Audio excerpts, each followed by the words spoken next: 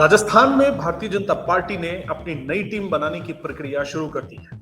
इस टीम में जगह पाने के लिए अब सिर्फ चुनाव से पहले शिफ्ट हो जाना ही काफी नहीं है। पार्टी ने साफ कर दिया है कि कांग्रेस और दूसरी पार्टी से आए नेताओं को तभी मौका दिया जाएगा जब वो अपनी निष्ठा और ईमानदारी को साबित करेंगे। बीते विधानसभा चुनाव और लोकसभा चुनाव के दौरान कई बड़े नेताओं ने कांग्रेस और अन्य दलों को छोड़कर भाजपा ज्वाइन की। उस समय इन नेताओं की खूब आवभगत थी, मंच सजाए गए थे, मीडिया में फोटो छपे थे और बड़े बड़े दावे किए गए थे। लेकिन चुनाव खत्म होते ही ये नेता अचानक गायब होते चले गए। पार्टी कार्यक्रमों में इनकी मौजूदगी लगभग शून्य हो गई है और भाजपा कार्यालय में इनकी शक्ल दिखना मुश्किल हो गया है। भाजपा ने इन नेताओं के लिए कुछ मापदंड तय किए हैं।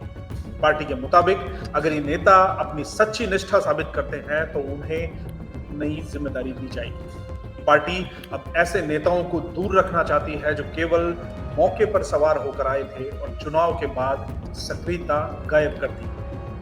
राजस्थान में कांग्रेस और अन्य दलों से भाजपा में आने वालों की फहरिस्त काफी लंबी है। इन नेताओं में पूर्व मंत्री लालचंद कटारिया, महेंद्रजीत सिंह मालवीय, राजेंद्र यादव, पूर्व सांसद खिलाड़ीलाल बैरवा, ज्योति मिर्घा, पूर्व विधायक रिचपाल मिर्घा, विजयपाल मिर्घा, दर्शन सिंह गुर्जर, दीपचंद खेरिया, रामनारायण किसान, रमेश खींची, आलोक बेनीवाल और गिरिराज सिंह मलिंगा शामिल हैं। इनके अलावा भीलवाड़ा के पूर्व जिला अध्यक्ष रामपाल शर्मा, जयपुर की पूर्व मेयर ज्योति खंडेलवाल, पंकज मेहता, कांग्रेस कोषाध्यक्ष सीताराम अग्रवाल, कांग्रेस नेता रामनिवास मीणा, प्रोफेसर गौरव वल्लभ, पूर्व आईएएस ओंकार सिंह चौधरी, कांग्रेस नेता सुरेश चौधरी, जोबनेर पंचायत समिति प्रधान शैतान सिंह मेहरडा, झोटवाड़ा पंचायत समिति प्रधान रामनारायण झांझड़ा, जगन्नाथ बोर्डक, कर्मवीर चौधरी, कुलदीप देवा, बच्चू सिंह चौधरी, रामलाल मीणा, महेश शर्मा और मधुसूदन शर्मा जैसे कई नाम शामिल हैं। इन नेताओं की भाजपा में एंट्री को चुनावी समय पर खूब हाईलाइट किया गया। मीडिया में उनके भाजपा ज्वाइन करने के फोटो और वीडियो वायरल हुए थे, पर जैसे ही चुनाव की धूल बैठी, इन नेताओं की सक्रियता भी हवा हो गई। कई नेता तो ऐसे थे जिन्हें टिकट देकर मैदान में उतार गया, लेकिन वे हार गए और इसके बाद उन्होंने पार्टी से दूरी बना ली। भाजपा ने कुछ नेताओं को टिकट देकर परीक्षा में उतारा, जिनमें ज्योति मिर्घा को विधानसभा और लोकसभा दोनों में चुनाव लड़वाया गया, लेकिन दोनों में ही उन्हें हार का सामना करना पड़ा। हालांकि पार्टी ने उन्हें प्रदेश संगठन में उपाध्यक्ष की जिम्मेदारी जरूर दी है। महेंद्रजीत सिंह मालवीय को डूंगरपुर बांसवाड़ा लोकसभा सीट से टिकट मिला, लेकिन वो भी चुनाव हार गए। गिरिराज सिंह मलिंगा को भी मौका दिया गया, पर परिणाम निराशाजनक ही रहा। हालांकि कुछ नेताओं ने जीत भी दर्ज की। हनुमान बेनावाल की पार्टी छोड़कर भाजपा में आए रेवंत राम डांगा ने खिवंसर विधानसभा सीट से जीत दर्ज की। दर्शन सिंह गुर्जर को करौली विधानसभा सीट से टिकट मिला और उन्होंने जीत दर्ज की।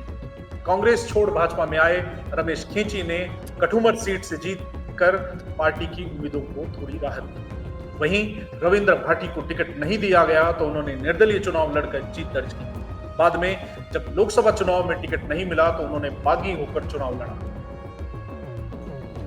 साथियों, इस तरह रविंद्र भाटी ने दिखा दिया कि अगर पार्टी मौके नहीं देती तो नेता अपनी राह में भी रोड़ा बना सकते और पार्टी का गणित भी बिगाड़ सकते।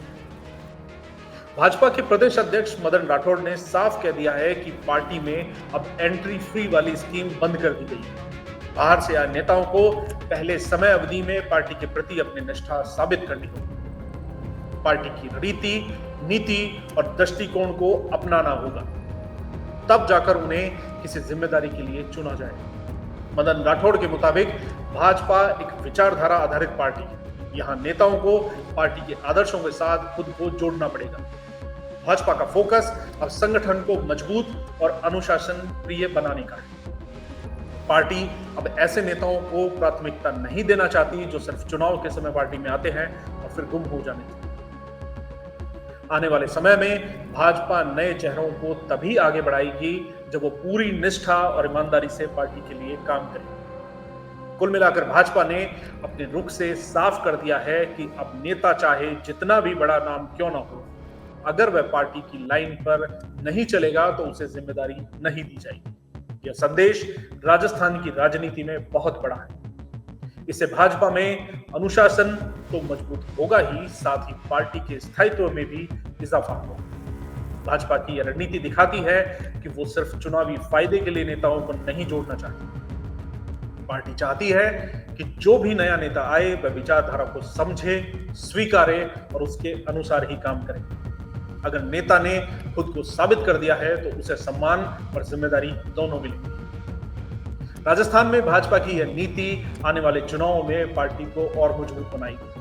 अब देखना होगा कि कांग्रेस छोड़कर आए ये नेता पार्टी की कसौटी पर कितना खरा उतरते हैं। क्या वाकई में वे भाजपा के लिए पूरी तरह से समर्पित रह पाएंगे या गुमनामी में खो जाएंगे, यह वक्त ही बताएगा। फिलहाल भाजपा ने एक मजबूत और सख्त संदेश दे दिया है, भाई पहले वफादारी दिखाओ फिर जिम्मेदारी लो। इस वीडियो में सिर्फ इतना ही।